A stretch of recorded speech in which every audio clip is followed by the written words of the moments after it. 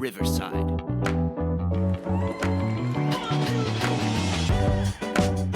We need a new jingle. I'm calling an executive order. We have to get a new jingle. We need something original. We got to get a new song. We need a new song. We can record it. I could upload it, but we need something that's more indicative of. Are we on? Yeah, we're on. We're back. Here we are again. Three guys, many games. Mid-season pros. I'm here with Vinny Sombrato, and I'm here with Rob Smalley. Once again, we're here to discuss the hottest topics in lacrosse news this week. Now, I'll update you on some of the standings. We all know that most of this was started on us picking the games, these expert opinions on picking college games and then ultimately the pro seasons. But you realize when you're doing it with the spread, it's not as easy as it looks. So the standings currently, Vin is still keeping that lead. He's got an 8-4 record. That's actually very, very good when you consider the spread. Me and Smalls are tied for second at 6-6, and coming in up in the last place, 5-7, are the fans. The fans get to choose on the story. As we put the stories up on Instagram, they get a vote on who they think will win. Whatever the majority is their pick. Their picks right now are 5-7, so they're in last place. They got some work to do, but it's not easy. Listen, the spread is there for a reason. It evens it out. You know, sometimes you win by that half goal, you lose by that half goal. But, Vin's this is the first time, this is the deepest into any particular season we've been where somebody else is leading other than me. Mm-hmm. What's your secret, Vin, this pro season? I don't know. I just kind of went with the mindset that these games come down to the last minute a lot of times and they're close. So I've picked a bunch of underdogs. But this week has changed my mind. Now I'm getting a better grip on who's who in this, and the spread is not as important to me. You know, the underdog role. I think you had games that weren't one goal, a bunch of games that were not one goal games this weekend. Well, we'll get talking into the games, but Smalls, you seem to still be in the same position you always are, kind of right at the bottom. What's going on with that? Hey, well, the laugh track. I'll tell you what, I'm a bottom feeder. That's okay. I lay where the lobster lays. I lay where the good stuff lays, man. There you go. All right, that's you good. guys always enjoy eating me up. You love eating me up. You go after you like piranhas. All I know is, if the fans can't get ahead of Smalley, there's a problem. There's a problem. He's in the lead of the fans. So, getting to this, last week's games that we just saw, the first game, which, by the way, on the fan picks, were 96% to like 4, 95% to 5, picking Atlas over the Whip Snakes. I was the only one of us three picked the Whip Snakes. And not only did they cover, getting the 2.5, but they won the game outright and looked pretty good doing it. What were your thoughts on that game, Vin? Well, the Whips didn't look like much early on in the season, looked to be struggling a little bit, but they got an infusion of some new blood. Atlas looked unbeatable there for a while. I mean, the way they were playing, putting the points up they were playing, particularly on the offense, the attack side of it. But putting up all kinds of points, Teeth being on a record-breaking pace for scoring. But the Whip Snakes, they have enough leadership there. They got some older guys, I guess, that, have instilled some confidence in these young guys coming in. And this weekend's games, it was really the new guys. Trainer's been really the kid from Penn State, Trainer, right? Malone. Oh, yeah, Malone. TJ Malone. That's who I meant, Malone. Yeah, he's. By the way, I said I got to know TJ Malone. Whatever arm pads he's using, I want a pair of those because they look really good. Yeah. I don't know if you saw them. He's got. I seen there's a different pad. I see some of these guys wearing. But Yeah, that brand looks actually very good. yeah, So but I'd like to try those. he's been really good. This season is funny because you got tryouts going on for the sixes and all this kinds of stuff. So you got the All-Star game coming up. So the PLL schedule is a little inconsistent in terms of going week to week. You got buys in there and everything else. So these lineups are changing quite a bit as these coaches try to feel their way through it. And the But talent level. the hardest thing, Smalls. Maybe you comment on this as a guy who's been around the game, and who's done businesses and different varying of teams. A lot of these teams are at a juncture where they're having to replace the old guard with new guys. And that's always hard because sometimes you got loyalty to older guys, but sometimes it becomes having to make that switch. With the Whip Snakes, you have a number of young guys coming in and being very, very effective where they started off slow and they're looking much better. Is that something? How do you think a coach with egos of professionals has to handle That's a some of good that? point. Very, very good point, Stephen, bringing up. I just always say a lot of times you're right about what you're saying. Those guys have proved themselves, but there's something to say about hunger. These young guys, they're still fast. They might not have the big names out there, but they're hungry to get in there. So their work ethic might be just a little bit more valuable to be hungry to go score and to really make their game. And until they get a chance, like one of our things we always say, giving somebody the opportunity to get in the game and create. And sometimes kids could grow. They really grow from that. And sometimes it goes to the coaching. When does the coach realize, you know what?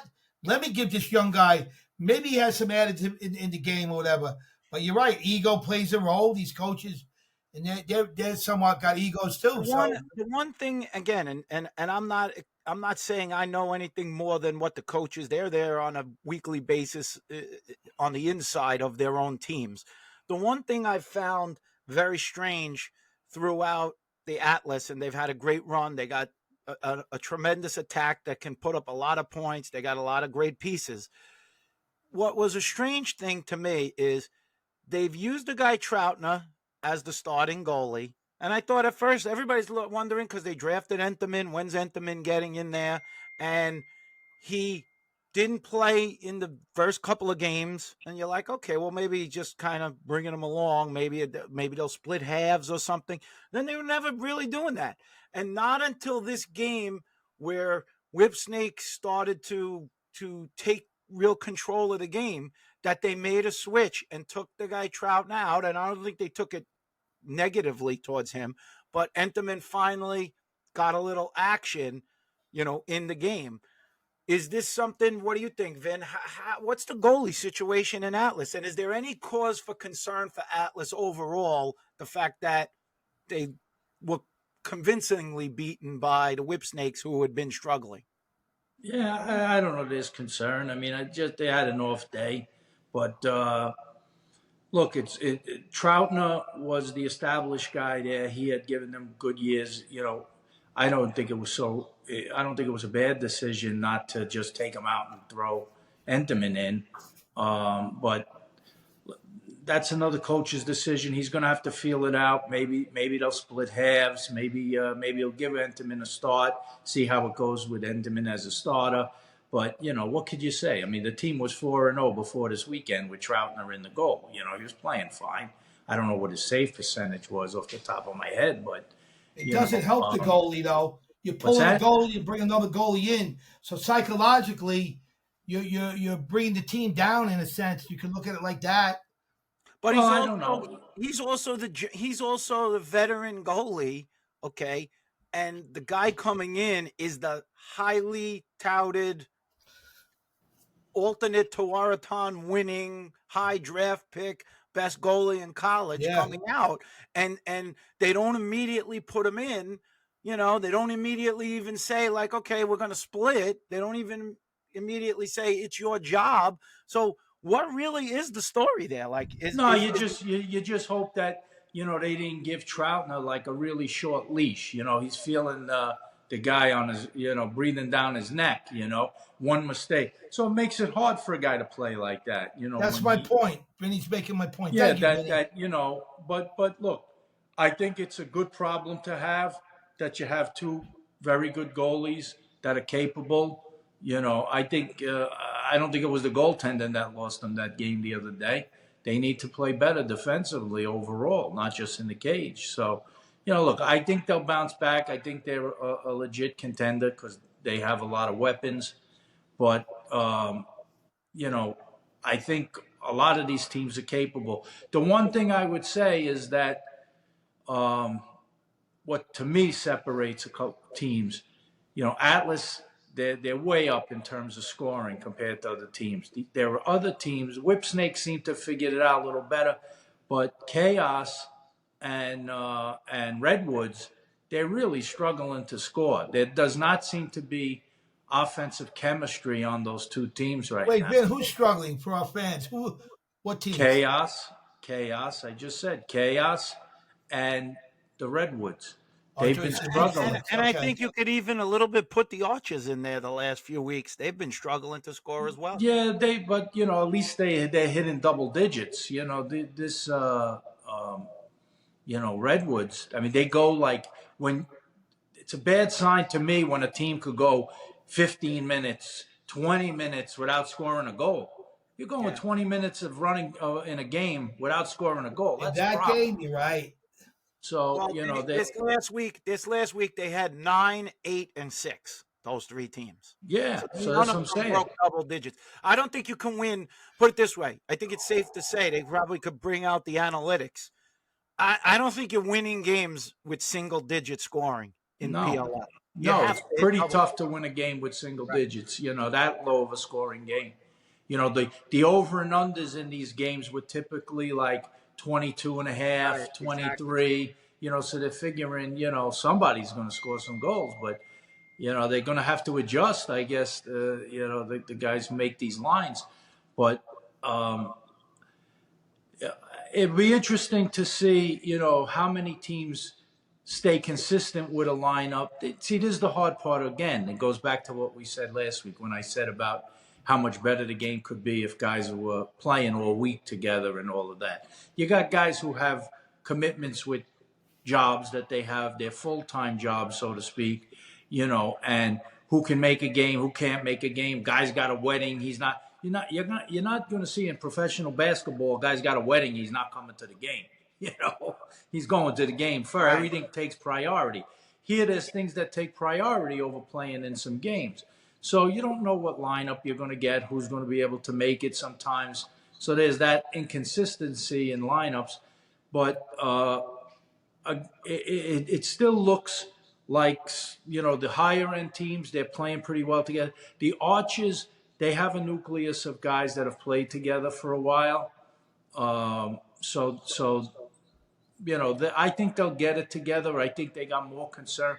I think they let's move over. Let's move over to that game. Since that was the first game, the Whipsnakes Atlas was the first game on Friday. The second game on Friday, the Cannons came out bombing away, against Arches, and they broke a record of 5 2-point shots in the game, which essentially makes the difference in the game. They actually scored less goals than the Archers. Yeah. Overtook them because of the 2-point goals. Okay, so isn't the Archers goalie the guy Dobson? Yes. So, you start in week 1 and everybody's talking about him being, him and Blaze for goalie of the year and the whole thing. Meanwhile, then they put 5 2s on him and they lose the game. And the game before that, he wasn't great. Lit him up. Like I said, the thing you want to try for in this league, as I see it at least, is consistency. If you can have consistency in play in all the phases of the game, you got a very good chance of winning. There are teams that are going up and down, left and right here, So and individual players. And like I said, look, Boston won that game with the 2-bomb. The other game, I'll stay on this game. I won't get away from that game. But they have shooters. The kid Campbell can shoot it. Holman could shoot it. Who else hit a 2 in that game? I forget. But Uh, you know, they won with the long range stuff. Are It's they funny.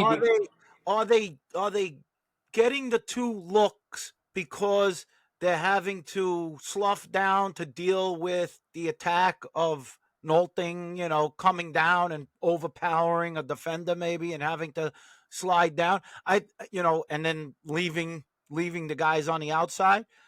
I think if you have a good goalie, you usually do try to take play inside out and give the outside shot up, and and hope that your goalie's going to stop those long range shots. But uh, they probably learned a lesson from that, and they're going to learn to play guys a little more out on that arc. That they can't slough in so much, because that those twos are deadly. They changed the game. Like you said, the Archers outscored them. They scored more goals and lost the game, right? So, Yeah, and I again, think that's a that ended time. up. What was the No, go ahead. final of that game? 14-9. Yeah, You have to feel it out, how your goalie's playing and maybe you got to think about adjusting and saying, you know what, we're going to like basketball. A lot of times basketball, if guys are hitting threes, you start to see how a guy can get to the basket pretty free on a drive because a team is less likely to slide down and stop a guy from driving, from getting a layup for two and kicking it out to a guy who's shooting threes. So they say, well, we give up the two, and then, yeah. go down and shoot a three ourselves. So it starts to become like that too. Like if the team is really getting success shooting the two, do you start playing on the outside and maybe be less, leave each guy to their individual matchup, and if they get beat and they're at the goal, then the goalie's got to deal with it, or you're only giving up one at least, so I don't think these teams go into games relying on a two. I think they'll take it if it's there. But if you start relying on a two or do the analytic like in the NBA, a lot of the guys they'll definitely pass up a layup to take a three. You see yeah, it. You see guys you say that they guy could kick have it shot out, that, and he kicks right, it to the corner because the analytics say to take the three. I don't right. think the analytic in lacrosse is that we'll do better by taking more twos. I think I think that formula you're going to get beat. You got a good point there, but I'd like to see it a little closer, a little more 2-pointers. Give a little more to Nah, the game. I wouldn't like A that. little bit I think it's closer. at the right, little bit closer would really make it like you No, really had to guard these guys. I mean, it's I close. think it would be more interesting. It no, actually used to I be. think it's right. I think the line is. I don't know what season to season where it stands right now, but it seems like that was just a game that was out of control. And I like think it's I said, 15. I think it's 15 yards, and I think when we started in MLL, it it was was more. 15. No, it was 15 I thought it yards, was more than and that. then they moved it out to 16. I don't think we were playing at the time when they moved it Yeah. out, and it was a little further out, and then PLL moved it back in, which I think the 15 that Yeah, it's range good. is a good Listen, you'd be range. surprised. I You mean, know? if you probably checked on how many of those goals they do replay on because a guy is like inches from the line. So a yard makes a big difference in that shot. You That's know, true. That's true. I mean, yeah. I mean, I think I mean, that's there are a lot of ones that they double check. Teams throw the flag that the guy's foot hit the line, did it not hit the line? yeah. But it's that close on those twos. I bet you Smalley doesn't know this statistic. I'm still the only guy in MLL or PLL history to score a 2-point goal that bounced 3 times before it ever got to the net. I didn't think it went 3 times. It might have went 3. It I might thought have it went was 3. 2. And then it That hit was a rock, and went in the upper corner that was on a Billy's worm head. burner. You That know, was a worm burner. this guy had to go get a snack. He needed a Yeah, snack. yeah. But at least, First, okay, good. definitely He's the giving first thing. icy. Not the first thing he ate all day, guaranteed, right? Yeah, Yeah, right. it's the first thing I ate all day. Okay, I knew it. I knew it. Well, Yeah. Get them as a sponsor. We'll get some sponsors. Don't worry. We're all right, guys. the Archers lost 2 games in a row now, Smalls. Do you think they're searching for answers? Finished. They're finished. They're finished. Two in a row. They I go got down some, three. I got some concerns with the Archers. I think they have a great nucleus and they got a great team, but you see that there's something Let's see. missing. You got to give them another game. 3 games. If they get beat by more than 4 or 5 goals, they're finished. Well, you You can can't go on lose 3 bad games in strides a in this row league. and lose by 5. Because if they lose by 1, then you say, okay, like. Well, Listen, to me, in my opinion, the teams that are at more or less the bottom right now, I still see that those teams still have a chance. The only team that I would say I'm concerned the most about that are at the bottom is Redwoods. That something's just missing with that Redwoods team.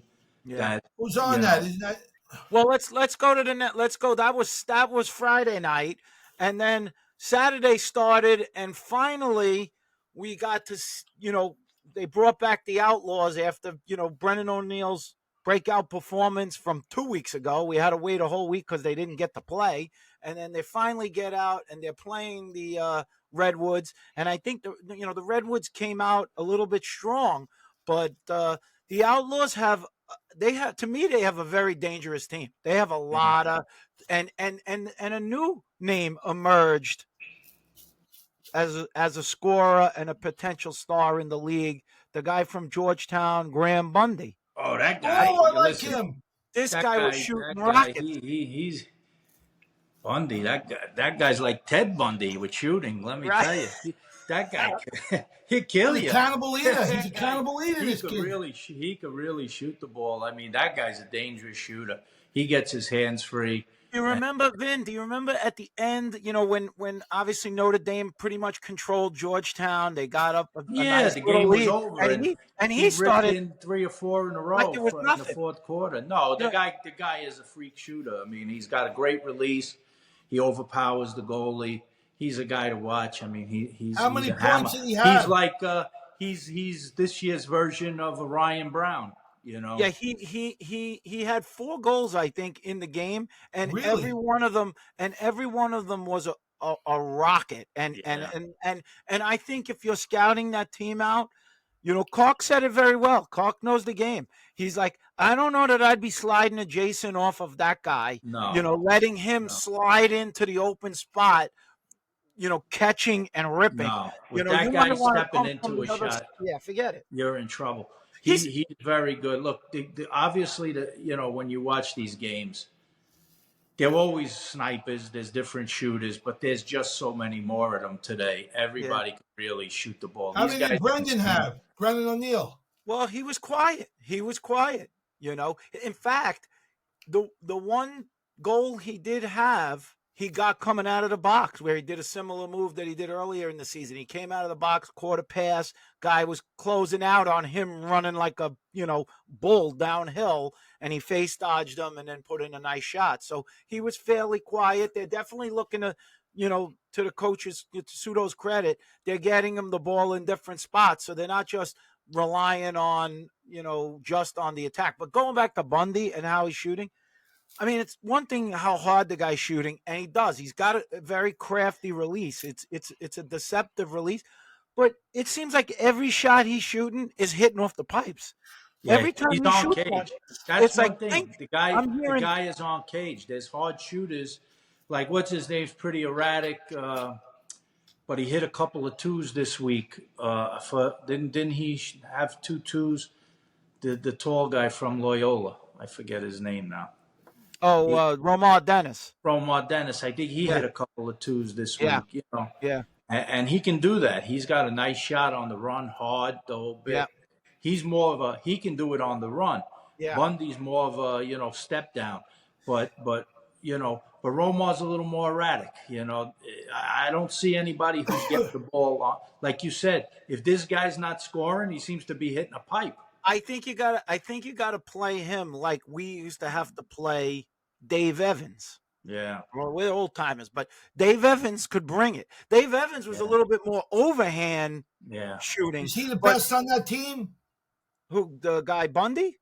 Yeah. Well, you got O'Neal, you got the kid from Penn, what's the kid from Penn? Hanley. I mean, that kid, first of all, did you see O'Neal standing next to Hanley? Yeah, Hanley's bigger small. Hanley's huge. Yeah, they got some trees on that team. I mean, Look, that's they Can got they they win got it? a they got a nice team. That team is dangerous. So, look, all these teams have guys.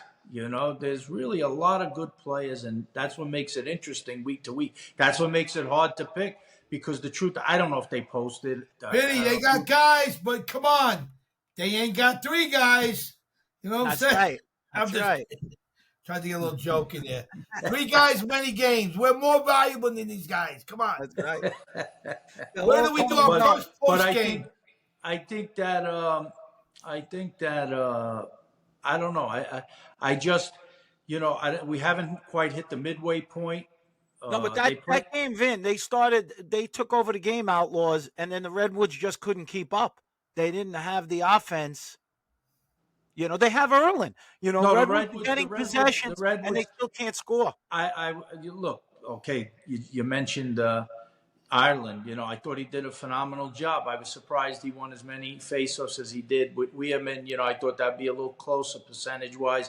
He did a good job, Ireland. He got them the possessions. Whatever the reason, that team is just not clicking, and they had a lot of bad luck. Pennell. They made a big thing of him getting shut out for the first time in how many years and everything. First time in this league and the first time in how many years. But he had a lot of bad luck.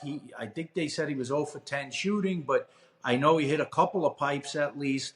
He made a bunch of very good feeds that they hit pipes on. Sometimes it just goes that way. Sometimes they go in, sometimes they hit pipes, sometimes they miss. And then the whole game changes. But wasn't that the game where it was close and then somebody hit a 2 that kind of put it out of reach? When you hit. Oh, no, what was the game where the guy Ryland Reese ran down and he hit a 2? The pole ran down and scored. It was in the last game. Yeah. But Pennell, I think that they have to figure. To me, Rob was the most dominant. He could dodge anybody. I said when we were playing with Whitmore, I'm like, this guy's unguardable. They can't guard him. Like one-on-one, forget about it, But I don't even think that's the best part of his game. And being older, obviously you slow down a little bit with that. What he's always had also is the field vision. They have to work better to be able to do some other things where they're converting him passing the ball.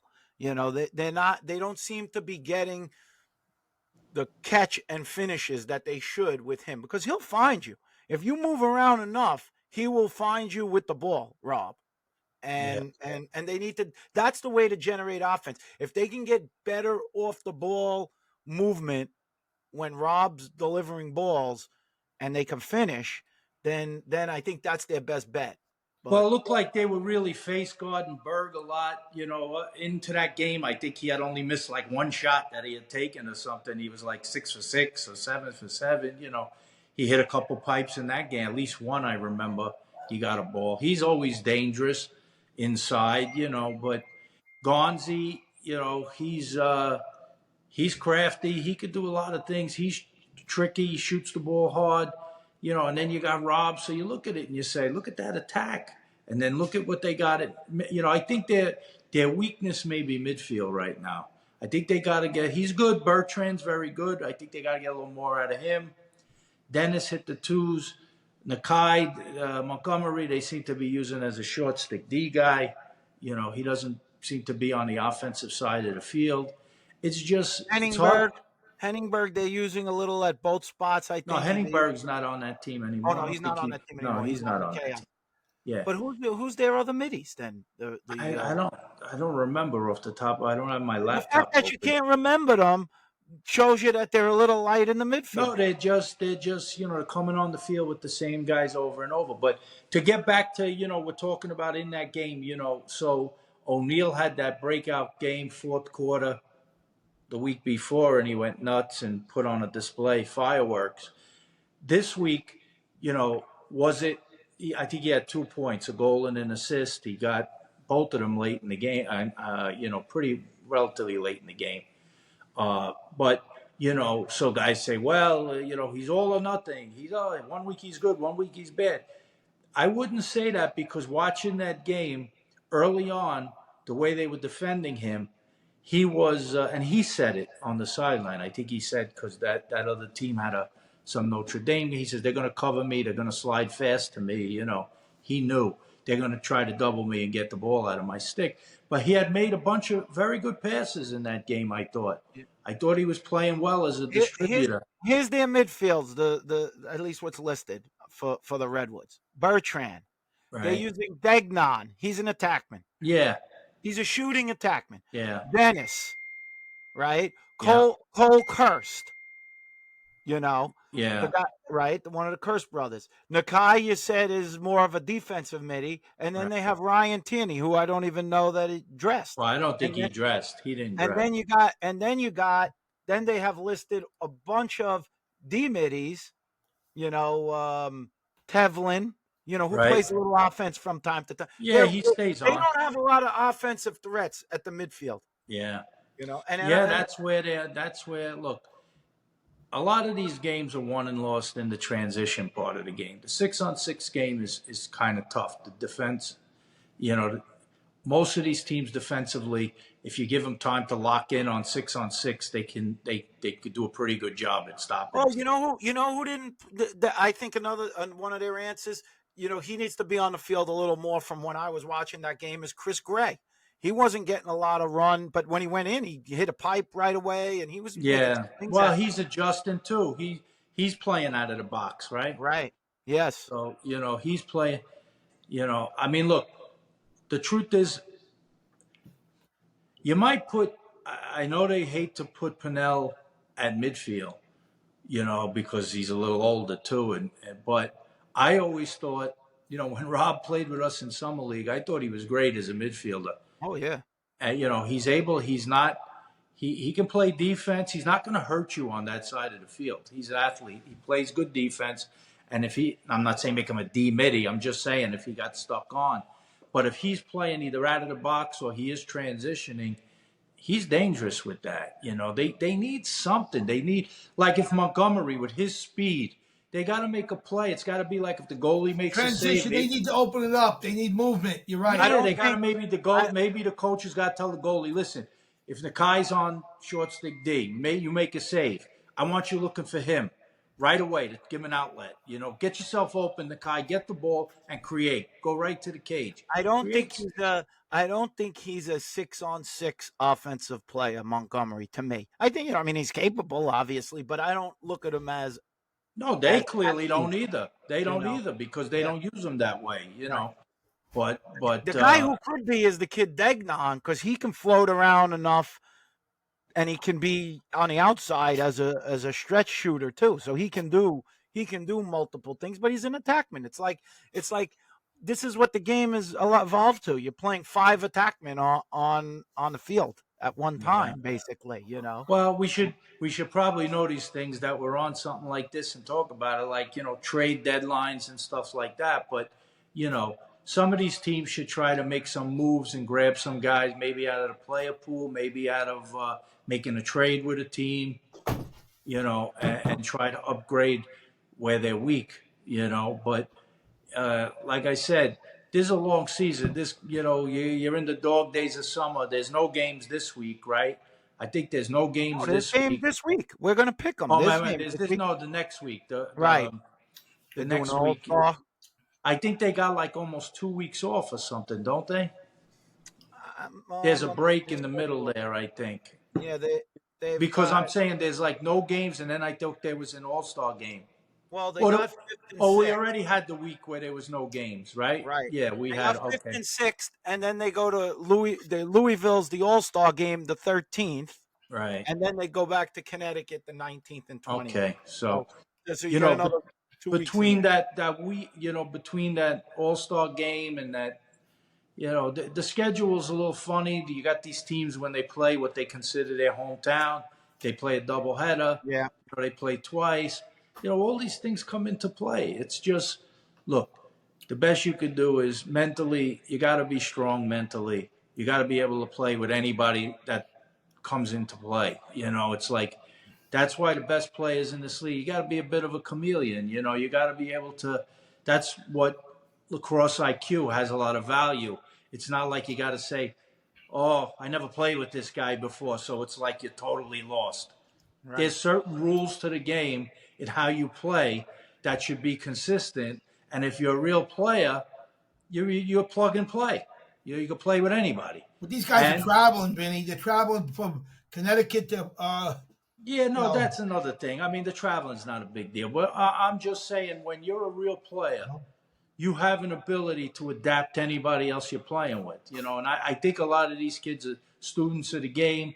I think that if let's say I'm going to be new on a team in this Vinny, league. what do you think? Everybody's you? I mean, come on. Yeah, that's No, I'm just saying. He's acting like he's talking about himself again. Another thing. I'm saying I didn't not talking about myself. I said if it They're were not chameleons. me, if it was me with what they have available to them, if I was picked up by a team, I'm trying to give some advice, Balls. Take it that All way. right. If I was picked up by a team, I'd go on ESPN Plus and I'd watch 3 of their games and say, okay, where do I best fit with this team? How could I help this team? What Vinny, should you're I not be? normal in the game of It's lacrosse. got nothing to do with me. I'm just saying anybody should do this. It's got nothing to do with me. What Smalley's making the point is. Yeah, is I'm not trying to hurt any. The way that players are now, the way players are developed now, unfortunately, they become one-trick ponies. Well, and it's hard to put multi-dimensional players who can go on various teams. Well, if you're smart and you want to be helpful to a team, you know, you got to be a spoke. You got to be a cog in the machine. But they're not trained but that how way do you now. become that? How do you become that if let's say they pick you up out of the player pool, right? And you haven't even been watching. Right. And they pick you up in a player pool and they say, we're flying you in on Friday. Your first game is going to be Saturday.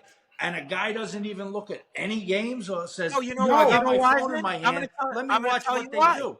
I'm going to tell you why. Because now the way they're doing it is like, we need bulldog, attackman, dodger. And they go and pick that guy out of the player pool because that's what he does well.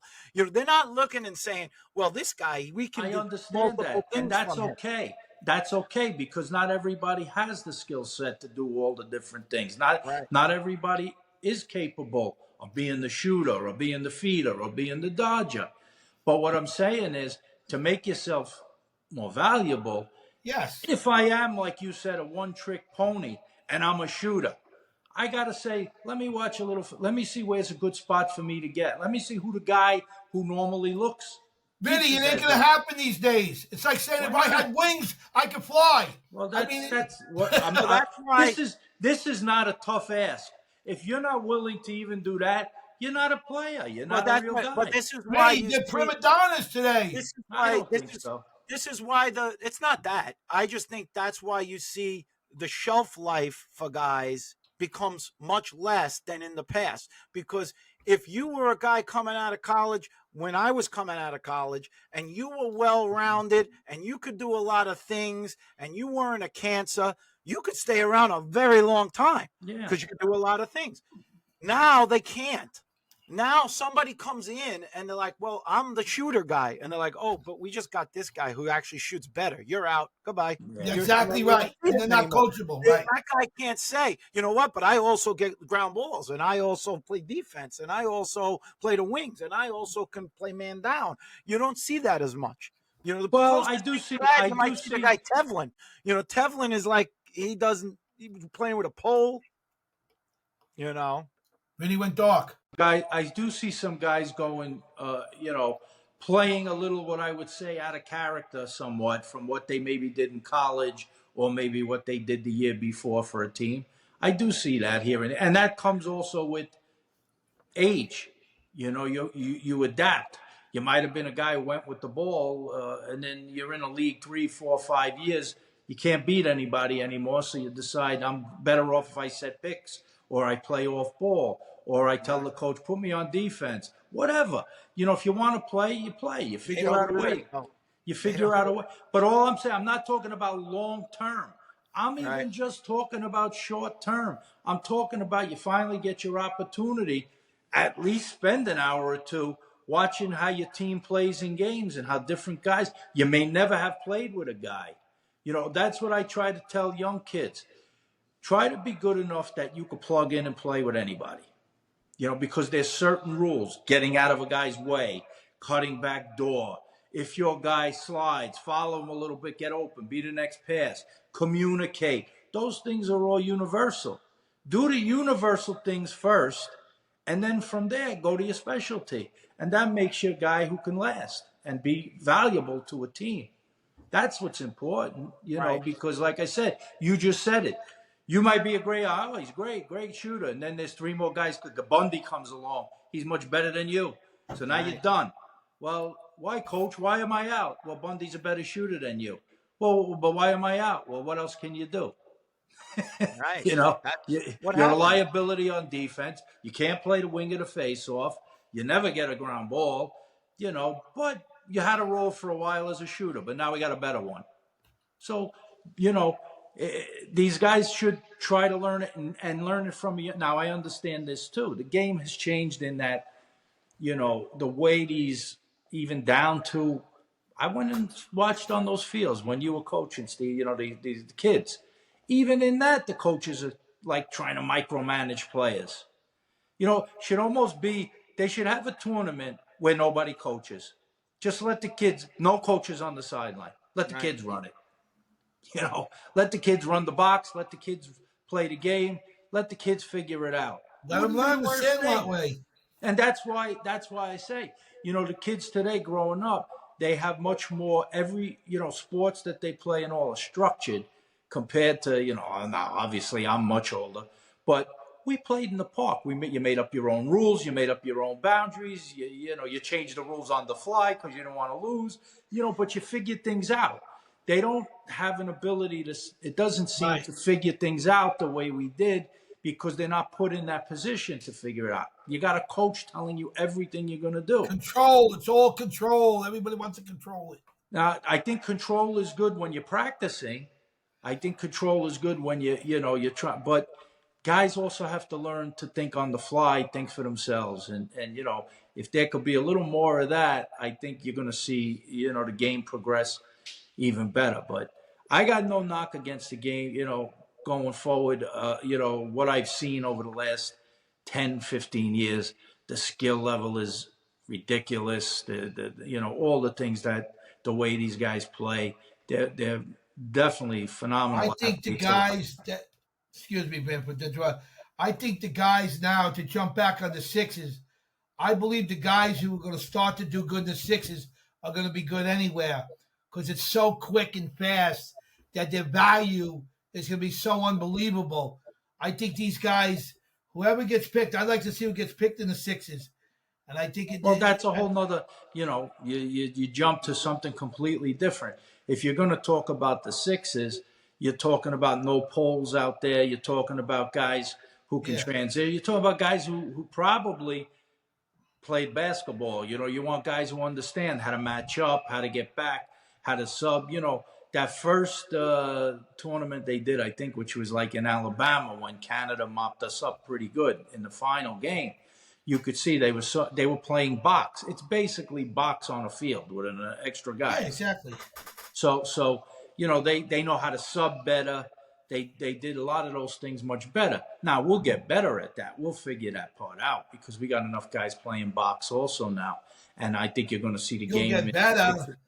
I don't know if you're ever going to beat them, man. I don't know. I wouldn't sell the U.S. team short with that. I think they definitely can contend for that. It just that it's going to be a little growing pains, just like it was the opposite. Who's coaching that for the U.S.? Canada had a hard time beating us in the field game for the longest time, other than the 78 upset.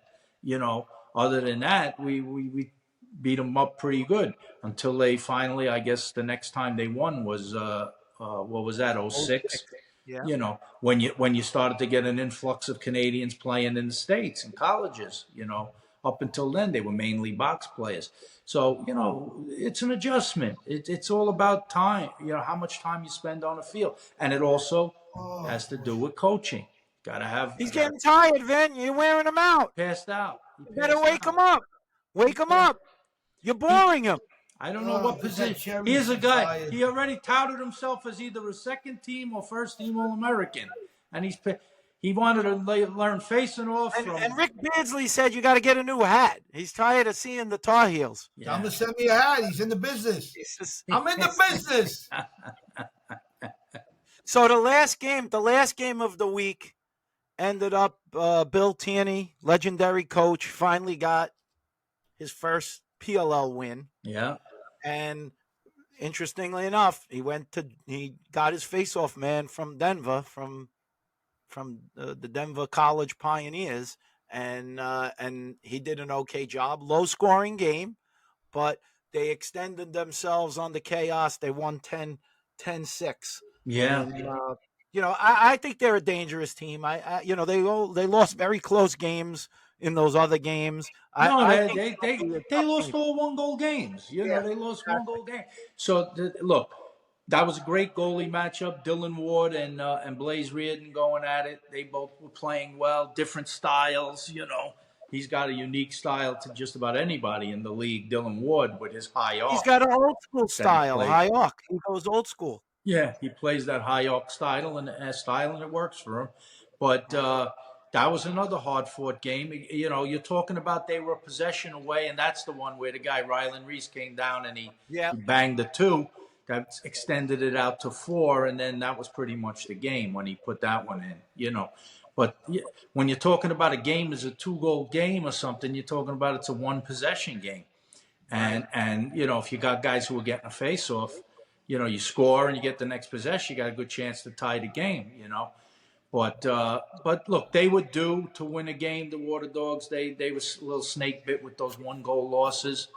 But they're going to be a tough team. I like their team too. They got to. I never count the chaos out just for the fact that Blaze Reardon's on the team.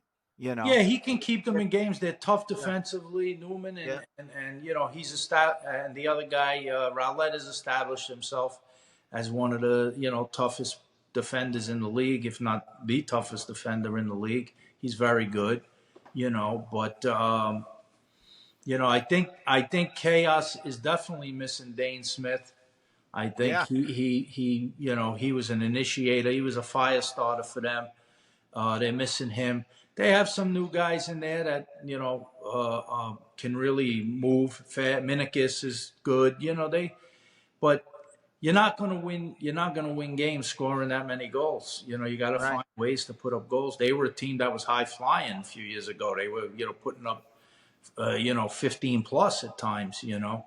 But their calling card is now kind of shifted to be defense more than anything. I still think that the secret in the PLL, and it's easier said than done, but it is, to be honest, it goes back to simple lacrosse. You need to score goals. What's your best percentages? Your best percentages are getting goals closer to the goal. Well, in terms of shots, quality shots. How do you get quality shots? You have to have good ball movement and good guy movement. If you're, like you said earlier, if you're relying on 2s, or the goals you're getting are the struggle goals, you're not going to mount that many goals in a game. You have to have consistent, good ball movement offense. And then you'll score a lot of goals, with obviously hoping that you get the possessions. You'll get possessions because you're going to, because the shot clock is going to give you possessions, but you have to be efficient, and that will be the difference in winning and losing games, I think. Yeah, well, it's look, these games are all. This was the first week, I think, where you had more than one game that didn't come down to last possessions or overtime. There's a little separation this week in games. These games, even though it looks like a game, you win by 4 or something, but it's really 2 possessions. It's still in the game, but we've had a lot of overtime games. We had a lot of 1-goal games. So maybe we'll see going into this weekend who can. In fact, you see it in the line for the first 3. In the line, the line had it. The first few weeks, every game was always 1.5. Now all of a sudden you're seeing 2.5s. Well, let's. Right? Well, now we'll get to the point where we'll pick the games. We might as well go this section. We'll pick this week's games. Oh, I can't pick So, right now. well, you have to got to do pick. an analysis. You You have to guys, pick. Vinny, you you're got to pick throwing it off. something You big. want to throw You off have to my pick. streak No, now. I don't like the I way have he's to do talking to my analysis. This is Cacciatella. what I was just saying about players watching. I got to Okay. go do my study about who's playing. He's who. talking. He's We're talking to thinking. all the players. That's what he's doing. Cacciatella, our friend Cock, our other friend. He's got inside people talking to him. This ain't right. And then he's making fun of me. I didn't So talk to the- anybody. What are you the talking first about? game, the games start Friday after the 4th of July. Everybody will enjoy their barbecue safely. And 4th of July, stay away from the fireworks. Watch fireworks. I'll tell you one thing, Steven. They should hire me. The PLL should hire me next year. Next year, I would upgrade the sales in the apparel division by 40 to 60%. I would give everybody that comes into the goddamn league a nickname, a super nickname, like wrestling, like the WWF. You are very good at nicknames. I'll give everybody a nickname, and I'll say it, like the Barbarian, and underneath you have their name. Little That's name, true. the Barbarian. And then people are, it's the Barbarian coming today. That I like. And then the kid says, hey, Mom, there's a Barbarian. We grow it like WWF. That guy had a vision. Come on, hire me, guys. I'm calling the Prince. I'm calling the Prince right now. Call the Prince, bro. I mean, I love the guy. That guy's the greatest. I want to get him a robe. The name, the Prince. He calls him. I want to get Rabel a big robe. I love that guy. A big, long robe when he comes into the stadium. I'm not kidding. He's great. He's amazing, that guy. Really, when you think, let me tell you something about Rabel. Let me get a little piece of Rabel. A lot of you guys should give him so much praise. His cost and his passion where he took this league is bar none. It cost him a lot in life by always concentrating on lacrosse.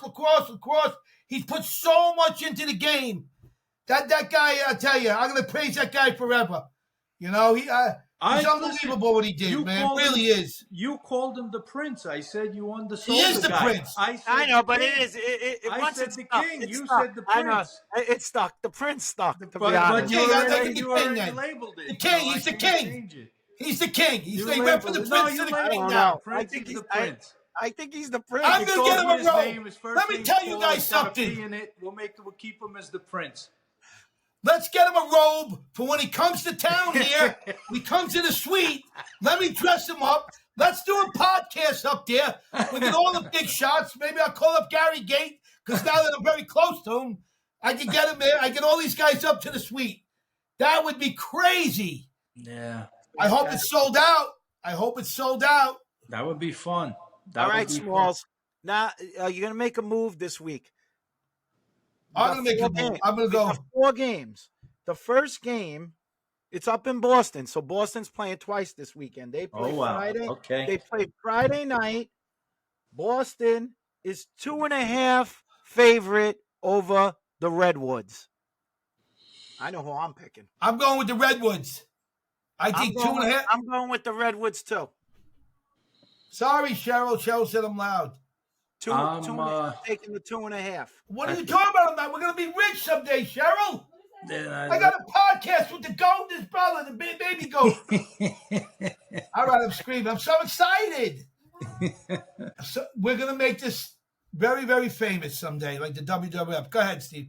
Let me think. Wow, you both guys went with Redwoods. I think they're going to figure some things out. Hey, Vinny, don't start thinking. I love you to death. You're a smart guy, but you might burn a fuse up there, Vinny. I'm thinking about the fact that, Boston won based on all those 2s last week, They're relying heavy on the 2. At Boston, the first game, I think they're going to be ready to play. I'm going to go with Boston on that one. All right, he went the opposite. Gave us a chance. Giving you guys a chance. All right, the next game is really the game I think everybody's anticipating to watch. This is the game I think everybody wants to see. Is Outlaws are playing Atlas.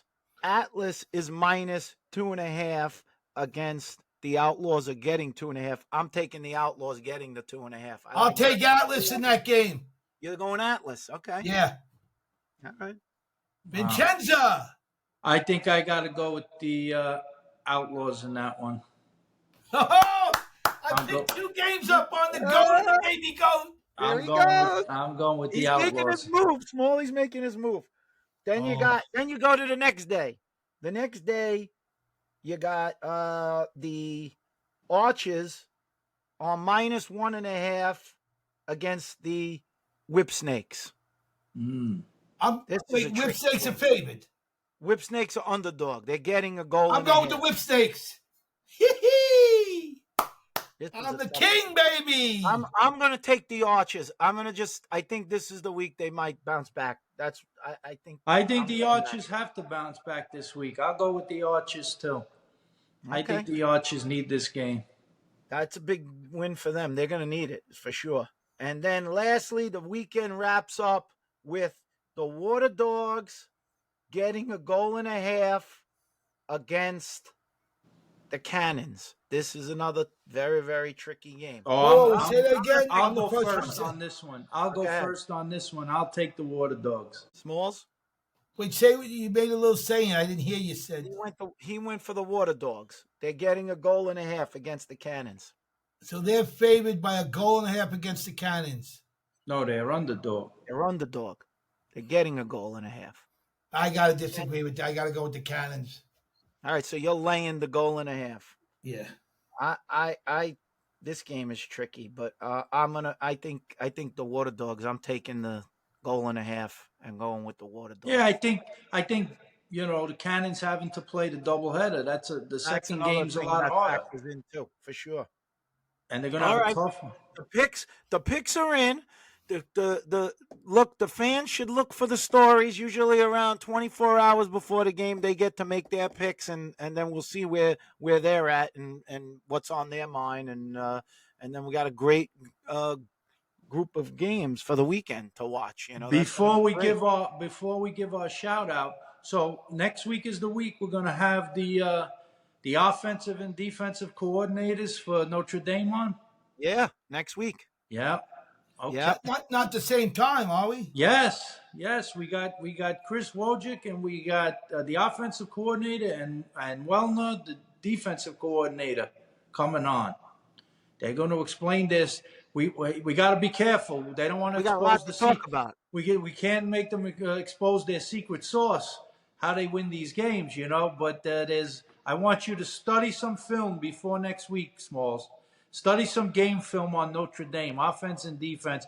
This way you could ask some real serious questions. Well, are they responsible? Go ahead. Are they responsible for the win, or are they New Jacks? How long they've been coaching with the team? Oh, of course they're responsible for the win. They're part of it. But how long are they coaching with the new regime? I don't know how many years they're both at Notre Dame. They're both for a while. But he's had 35 years, Vinny. No, I know the card coach. We're not talking about Corrigan. We're talking. I said, how many years are the other coaches there? You're great. You are great. You asked me about the two guys. I tell you, I'm not sure, but it was before the championship, I believe. And then you tell me, the guy's been there 30. And I said, well, I'm not talking about Corrigan. And then you say, no, I'm talking about the assistants. Vincenzo, you did it again to me. You let never fail. Let him pick again, Stephen. You go after the lowest bottom food. You go after the lobster. I'm Lobster Louie. Attack Lobster Louie like you guys do. The bottom feeder. I'm always at the bottom. Oh, my God. Look, I want you to read half of these books I got on my bookshelf here. Look at those books are all about lacrosse. That's the history of lacrosse in those books. I'm educated. I never read a book in my life. Why am I going to read one now? I became a multi-millionaire. Oh man! So the next thing I want to talk about, it's near and dear to our hearts as we continue to play. The goalie. No, this week, a friend of ours, friend of the program, a longtime player, also an official, Danny Boltja from Long Island. He suffered a cardiac arrest on the field out at the Vail tournament. This week, the Vail tournament is going on. And, he went out on the field. We know a few years ago this happened at Lake Placid. And I think there were a couple of incidents that happened at Lake Placid over the last, 5 years. This happened out in Vail. And and the goalie apparently on the other team brought him back Wow. on the field.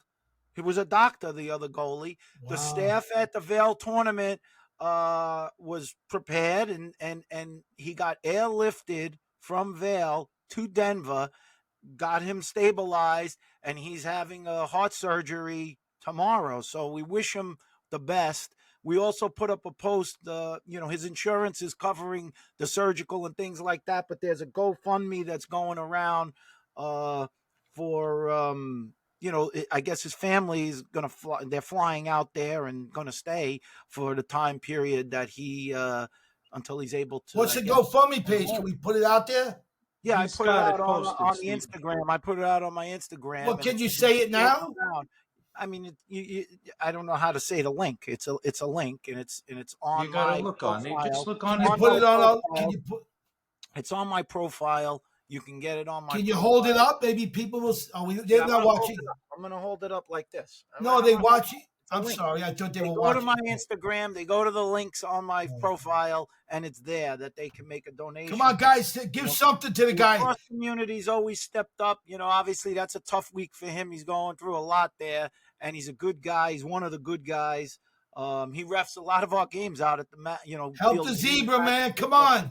But what do you make of this, Smalls? This is a lot of guys going down in these things. I tell you what, as a starting to be older guy, it makes you. I had said it to the Massapequa guys once in a while. Like, what do we got around here? If somebody goes down, you're at a disadvantage. These guys that go down at Vail or Lake Placid, they're prepared. You got to be prepared for these. Well, I could say this. Danny is not a weekend warrior. He's in good shape. He's thin. He refs. He's active. So, this happened. You think guys are crazy, me included, that are playing in 40s, 50s, 60s. They even got a 70-year-old division, and you say it's a recipe for disaster. Just shows you how much guys love to just be around the other guys and play and compete a little bit and have some laughs. But it's not so infrequent anymore. Right. It seems like there's like one a year that this is happening. And you had it with Joe Brock, right, out in. Well, Joe Brock was. I don't think it was as. I don't think he went into cardiac arrest, but he definitely had something that happened, and they got him. They tended to him pretty quickly. Yeah. But out there is more of a danger because there. I didn't know in the park there where there's an AED. I had asked guys. I said, we have to make sure that this is like. That's why there's state law now, even for the kids, the defibrillator on the sideline in case they get hit in the chest with the ball. And but we go to these tournaments, right? Like, where is it? Yeah. Where is it? It take you a half hour to figure out. You can't even figure out what field you're on. They probably have to. But forgetting the kids thing for a moment, definitely at these geezer tournaments, as I call them. The geezer tournaments, you better be prepared because we laugh when we see some guys walk by who are coming to play, and you go, that guy just got out of his friggin' lounge chair 2 days ago. They're not exactly prepared to play in this kind of stuff. And in Vail, you got the elevation probably. And that too. You got the high elevation, the lack of oxygen. But again, Smalls and I just saw Danny Boltja he was reffing over at Hofstra. They had what they call the Metzger Cup, Nassau versus Suffolk, the 4 grades. And I, along with Jim Metzger, we were handing out. He sponsors the event, which is a great event for the kids involved. And so we were handing out MVP awards. And we went down right before the last game. And Danny was going to do the last game. And I saw him, and he was thin. He looked good. And I said, oh, you look like you're in good shape. He says, yeah, I'm heading out to Vail. I said, all right, good luck. Oh, come home healthy, last words. And then I, wake up to seeing this post that he almost did the Fred Sanford, had the big one. Right. He did have the big one, man. And I think that maybe that's the notice to say, I'm never saying to anybody, maybe Smalls, you might have to take it easy and go into retirement. I don't know if you're ready for Placid this year, but maybe guys should get checked out a little bit more often. Maybe go to the doctor at least if you're going to plan on playing and do all of those things. Get your pipes checked. Yeah. Get all of that looked at. So Either that or have the white glove. Somebody stick a finger up your ass. Oh, take it easy. Take it well, easy. Take it easy. that won't kill you immediately. I don't think you're going to Heart reach attack. all the way to the heart with that one. Right. We're worried about the guy's heart. No, but you're right. You're right. God bless him. God bless him and his family, and they'll be okay. No, he's Yeah. a good guy. People, he'll survive it. He'll be back. I don't doubt he'll be back reffing. Well, if he's listening, we're thinking about you. We're praying Danny. for you and your family. Love you, Danny boy. Give him a Love hand. you, man. He'll be back. I just met him too. It's interesting. I went on the field. Vinny said, "Come on the field." Him and Metzger, big shots. They're giving away the trophy, and there I am on the field. And I asked him if he wanted the water. I had water with him and the other big guy, whatever. I said, "Vinny, what's their names, whatever?" She said, "Man, I couldn't believe it, man. That's a shock." But nice man, very, very nice man. We wish him the best. So what are we going to do? Shout outs now? Well, that was my shout out. My shout out was for him. But the other thing I really wanted to talk about is what's the deal for Placid? I know we got to be ready. People are expecting big things from you, Smalls. It's big things, but I have to look at Vincenzo. Never does he have a plan. A man with all the plans in lacrosse. Outside of lacrosse, he never had a plan. He shows up anywhere, sleeps in beds all over the world. Never had a place to stay. You show up. 15 years I've been going to Placid. I'm like, Vinny, where are we staying? Well, we're going down 2 blocks. Make a left turn, and Johnny Blue. I played on that team with Jackie. Charlie. There's no question he's last minute Charlie. There's no Am doubt. I right? No doubt.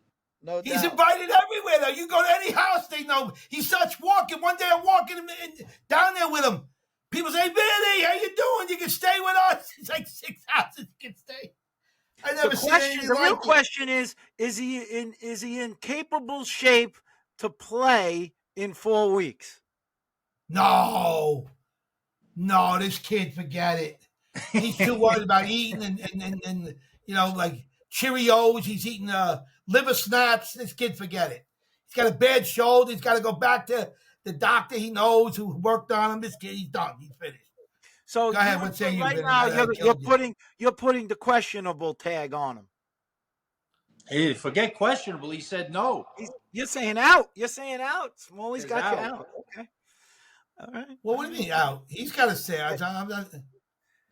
Well, how do you feel, Vin? What are you feeling like? My shoulder still. It's not. I got some issues with my shoulder still. I got some scar tissue developed. I saw the doctor. I have some mobility issues with it, but he said I really can't hurt it. The surgery is okay. That's okay. That's the good part. But he did say he probably would be best to go in there and just break up the scar tissue, but I don't want to do that for the summer. So if I could play with a little pain, I'm not worried about my shoulder as much as I am my legs, but I started getting into my routine again. I went with your son, my nephew, little Stevie, last night to the gym. We did some working out. We did some leg strengthening. And so we'll see. I'll play it by ear. Games are not all that tough for me, especially if I play attack or something. If I play midfield, it's a little different, more running, but attack. So what's the story for our fans? Are you playing or not playing? I'm doubtful. Fitty, say it. Doubtful. But I might move to probable. In another 2 weeks, I might move to probable. But right now, I'm doubtful on the professional line. So you're fitty. Smalls, I got my own issues. I'm working. You still with that issue? I just said it. On my ankle, I don't know. My ankle Achilles, I'm a little. I've been taking it easy. I've been doing my walking. I'm feeling better, though. I will say. You got to put that brace on. You got to think for that. 2 weeks ago, I definitely was like, wow, I got a problem. So I haven't played lacrosse. I missed a couple of my teams with North Shore. I missed a couple games. And I'm a little hesitant because if you touch it, does it hurt if you touch it? Certain if you spots. touch it, certain spots. But, wait, if you touch it in certain spots, it hurts? Yeah. Oh, yeah. God, it's sore. So we're relying on you. We're relying on you to hold it down for the 3 guys many games We're relying on Small. He says he could come in, face off. Could you do He's a got face those off? wrists. Wait. Could you do a face off this year? 100%. Could you go in the If I was 65? 100%. If that guy taught me last week, we got on the big guy, Tommy, I'd be an All-American in college. I'd have been an All-American face-off guy. can you take one face off in Placid this year? Yes. What division? Now, 65? the bigger question for that is. Go ahead, man. Here he goes. I know he's going to say. The dome, but go ahead. Can we get Ronnie Fraser's helmet? Because that might be. I'm an 8 3/4. They don't have one. We tried this. He's an 8 1/4. I'm bigger than Ronnie Fraser. One of the greatest of all time. But If we can get you a helmet, I'll get on the field. Yes.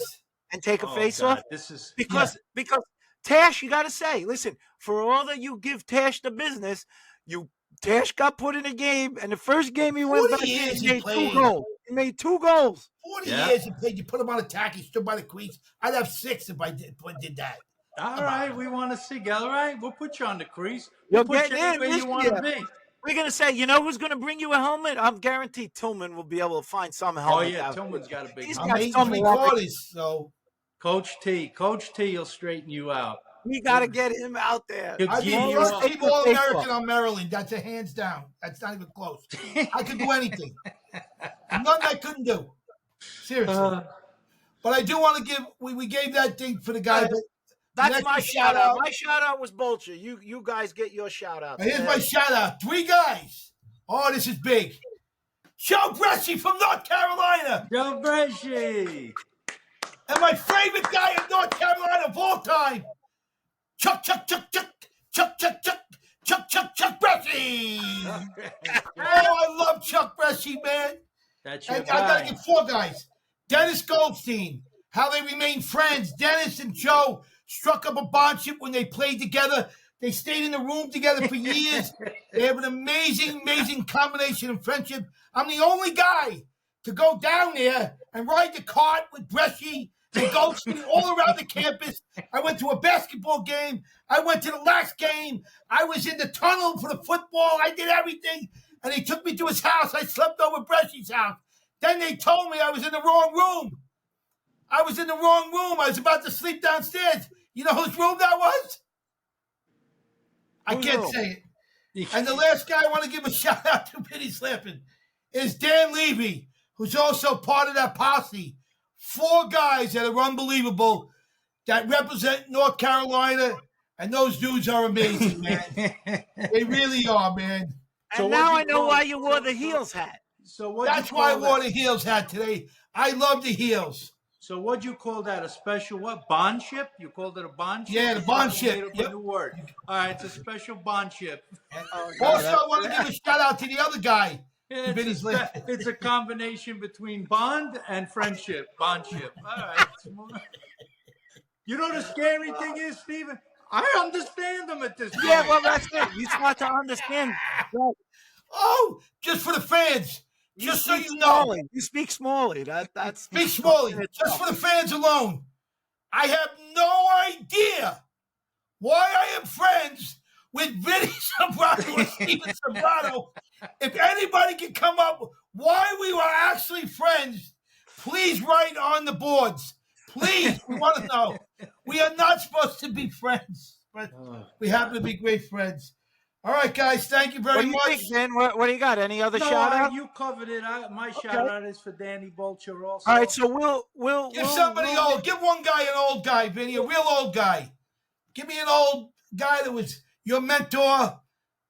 You know, somebody. Well, he's still around. We just mentioned his name. I'll give a shout out to Ronnie Fraser.